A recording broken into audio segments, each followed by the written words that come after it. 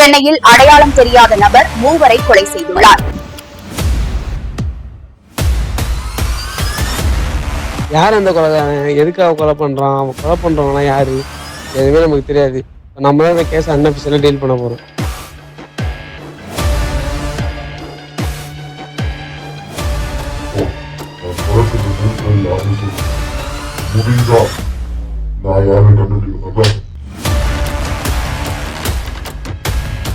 நீங்கள் இந்த கேஸை சால்வ் பண்ணணும்னா கண்டிப்பாக இவர் இல்லாமல் இந்த கேஸை நீங்கள் சால்வ் பண்ண முடியாது.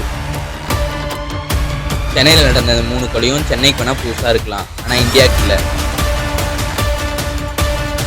இதுக்கும் இந்த கேஸுக்கும் என்ன சார் சம்மந்தம் இருக்குது? இந்த கேஸை பொறுத்த வரைக்கும் நீங்கள் தான் இன்வெஸ்டிகேட்டிவ் ஆஃபீஸர். இந்த கேஸில் என்ன இருக்கிறது உங்களுக்கு யாருக்கும் தெரியாது.